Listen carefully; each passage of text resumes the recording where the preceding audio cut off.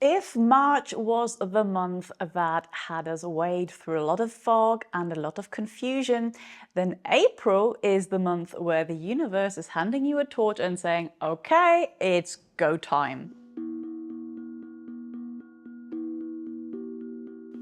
The energy this month builds in a really satisfying way. Because first we have a full moon in Libra that's asking us to release old stagnant relationship patterns that are keeping us stuck in an old version of ourselves that just isn't even applicable anymore. Then we have Mercury and Mars moving into Aries, firing up the two big planets, Saturn and Neptune, that are already there waiting on the other side. We have a new moon in Aries conjuncting Chiron, which is literally allowing us to create and build a new identity from a healed space. And then finally, just as the Aries energy is starting to get a little bit much, the Sun moves into Taurus, reminding us that it's not all about action, but that we do actually have to enjoy the journey along the way as well. And then at the end of the month, I don't want to undersell this, Uranus moves into Gemini, a moment that is going to be studied and talked about for decades. So let's dive in and move through it together. So we're kicking the month off with a full moon in Libra, which is taking place on the 2nd of April, or in the night between the 1st and the 2nd, depending on your location. When we look at the Aries and Libra axis, both of these signs are predominantly concerned with the question, who am I? But they just come at this question from two very different angles. Aries has us looking at who we are through being independent, through relying on nobody, through making decisions on our own, and through having the courage to go where no one else has gone before, to challenge ourselves. Because Aries states that we cannot truly know what we're capable of until we challenge ourselves and until we push ourselves out of our comfort zone. Libra, on the other hand, is also concerned with the same question of who am I, but Libra argues that in order to know ourselves fully, we have to be able to compare ourselves and relate to other people.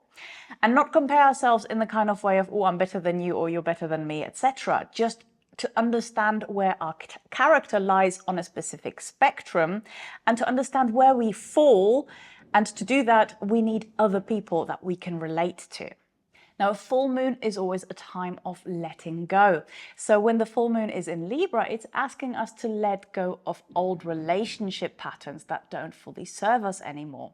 It's asking us to let go of who we are, our ways of being that aren't truly authentic anymore and that are only there so that we don't upset anybody else.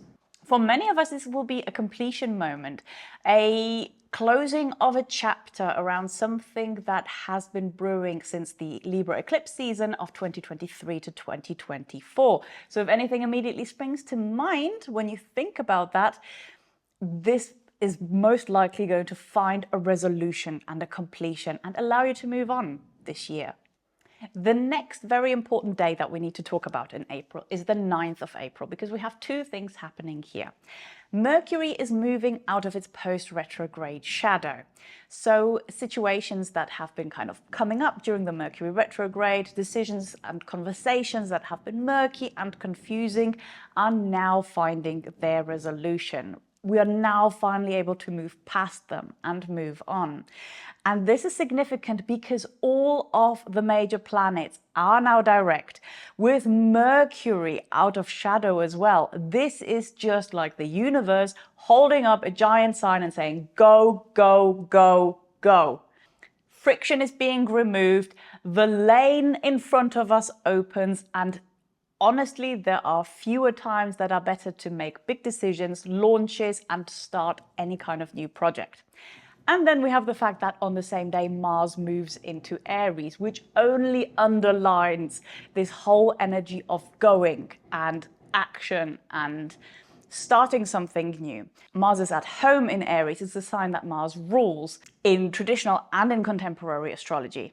This is where Mars is its purest expression. It operates most like itself.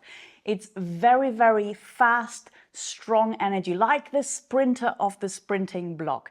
Very powerful, very explosive, very dynamic.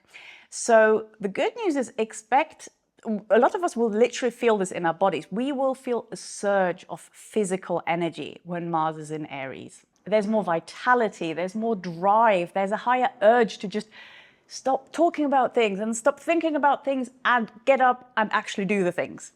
Now, there are two things that we do need to be careful with so much Aries energy going on.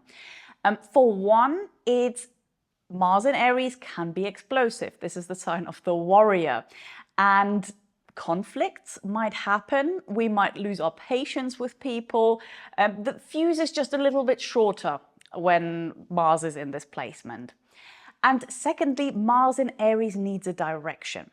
It's fast, explosive energy, but if it's not directed anywhere, then it's just going to scatter and it's just going to burn you out, and you'll feel like you're doing a million things, but you're not actually making any progress towards anything. This is something that takes some conscious and deliberate focus.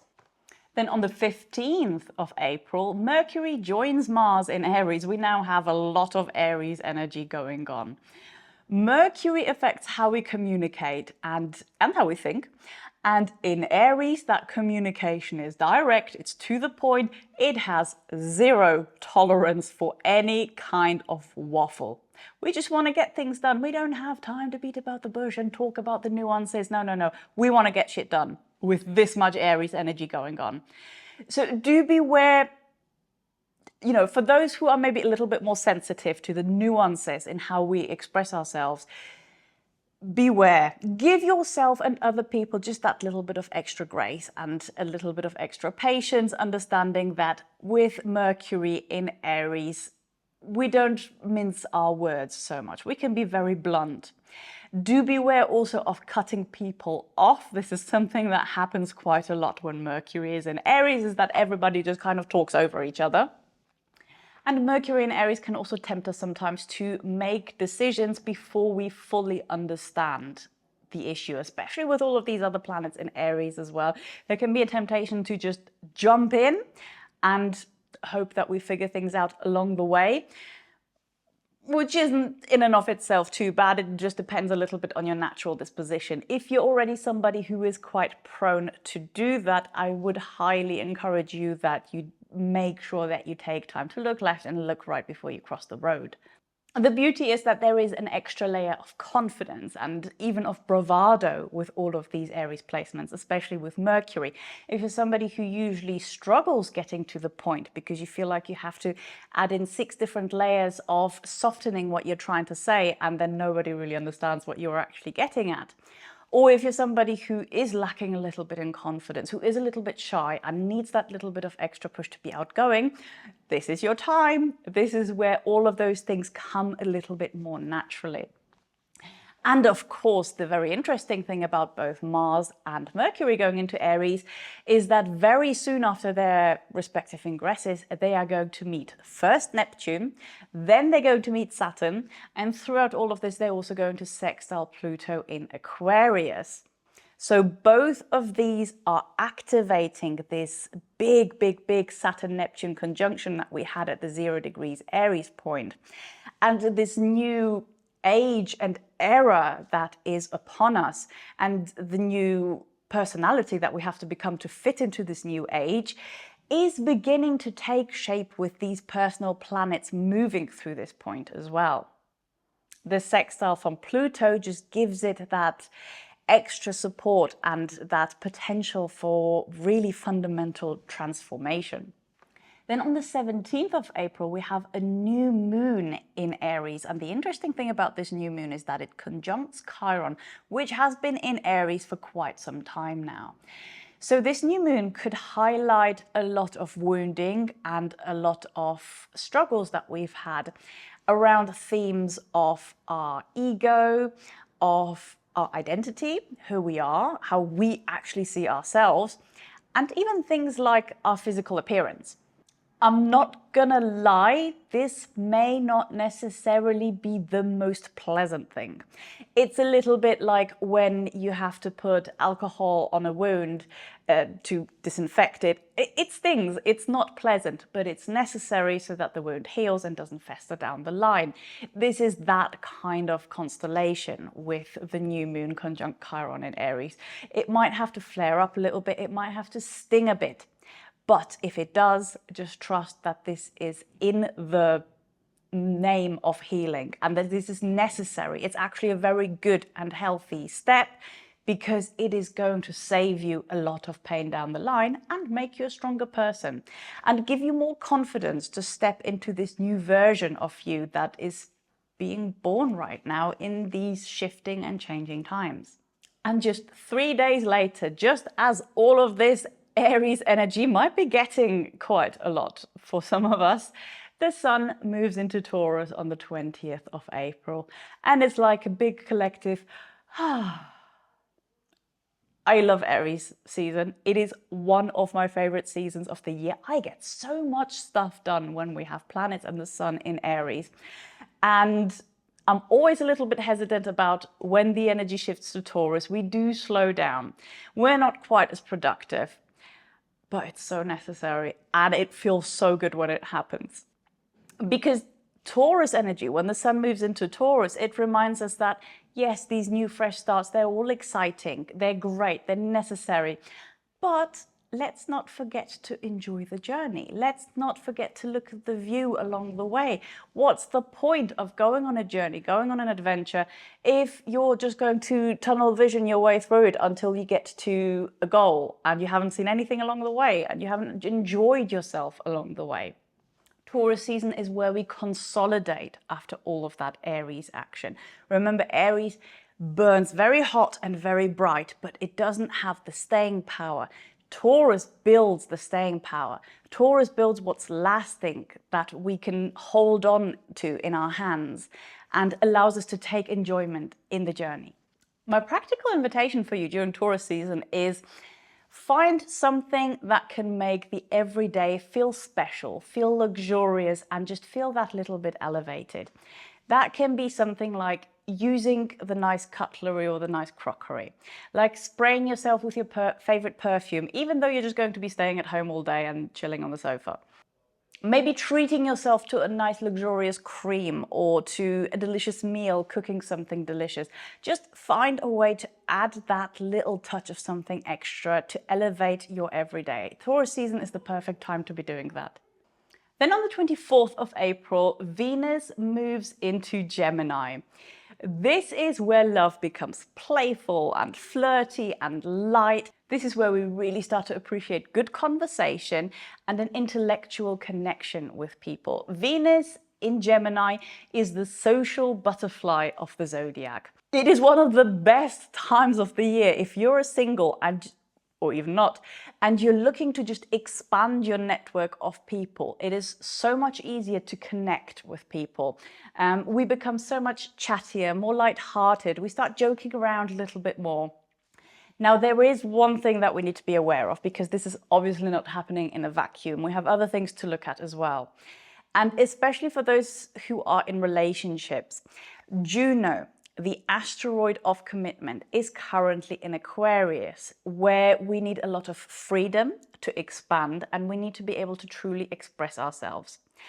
With this in combination with Venus in Gemini, which is flirty and playful and quick-witted and all of that, means that to be happy in relationships, we are going to need a lot of freedom to express ourselves, to be who we are, and to have conversations with people that we maybe wouldn't normally have conversations about.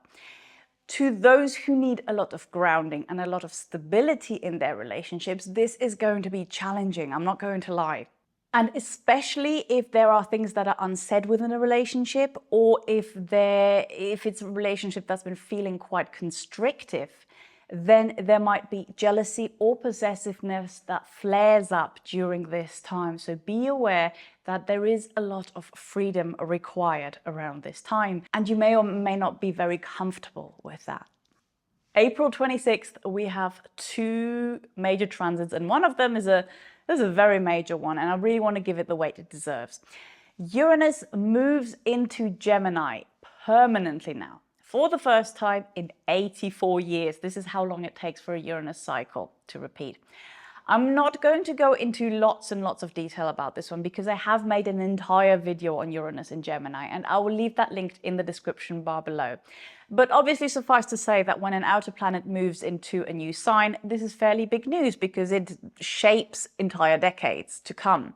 And the very interesting thing about this one is that now all of the outer planets are permanently in a new zodiac sign. In the same year in which we had this massive Neptune-Saturn conjunction at 0 degrees Aries, which defines entire civilizations. So the new era, whatever it may look like, whatever this, we're stepping into something new, and we're stepping into it permanently now. And now it's really starting to gather speed and to pick up the pace. Because that is one thing that Uranus does. It does things quickly. It's sudden breakthroughs, it's shocking development. It can throw you onto an entirely new path that you had never even considered. It wasn't even on your radar before Uranus did the dirty and shoved you onto a new path. So I invite you to look at where in your chart Gemini falls, which house is ruled by Gemini, because this is where breakthroughs and disruptions and sudden new developments are going to be possible for you. But in general, for all of us, this will lead to breakthroughs in things like AI, communication, the education system. Many of us have been saying for a long time the education system is broken and it's not getting any better. So expect some rapid developments for that. Computing, I mean, we are kind of already in a revolution for all of those things, but once Uranus moves into Gemini for good, this is only going to accelerate. Imagine we're at this exponential curve of communication and AI and technological development. Uranus moving into Gemini is now this part where it goes steep, really steep up the exponential curve, if that makes sense. And interestingly, on the same day, Pallas enters Aries. So remember in this video, we spoke quite a bit about how we're building a new identity for this new age that we are now stepping into, whether we want to or not. Pallas moving into Aries gives us the strategy to do that. So we've had time to take action. We've had time to think about who we are becoming and how we are finding our place in this new world. Pallas gives us the strategy. Pallas makes this something that is tangible, that is achievable, and gives us the steps to get to this new version of us.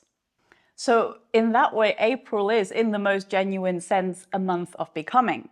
It starts with letting go of old relationship pattern, letting go of who we are to please others or to keep the peace, and stepping into this most fully expressed new version of us, which may be very different from anything that we ever expected to become, or anyone who we ever expected to become. And then it ends with the last major planetary ingress that we're going to have for a while now with Uranus in Gemini. Expect the most revolutionary developments in communications, in technology and in thinking than that any of us are probably ever going to experience in our lives. And if all of that sounds a little bit overwhelming, because it absolutely can be, then don't worry, because this month isn't asking us to have it all figured out. This month is asking us to create the vision and to start taking action. But it doesn't expect us to know exactly how this action is going to look and how it's going to develop. Having said that, if you would like a little bit of extra clarity, if you'd like to know how Uranus is going to affect your life for the next coming years, how the Saturn-Neptune conjunction is going to play out for you, and if you'd like a little bit of extra guidance on how to work with all of this Aries and then the Taurus energy in your chart, how to make the best out of that and how to use that in your own manifestation journey, that is exactly what I offer in my one-to-one readings. You can find the link to book one of those in the description bar below as well. And if you're not yet on my newsletter, that's exactly where I go very deep on all of the new moons and full moons. I offer you journaling prompts, workbooks, rituals, manifestation techniques that are all perfectly timed to what is actually happening and the energies that we are all collectively experiencing. It's totally free to join, and I will also leave the link to that in the description. So I'd love to know, what are you most looking forward to in April? Are you looking forward to the fiery energy, or are you excited about things maybe slowing down a little bit towards the end of the month? Let me know in the comments and let's chat about it. And I'll see you again next week. Ciao, ciao.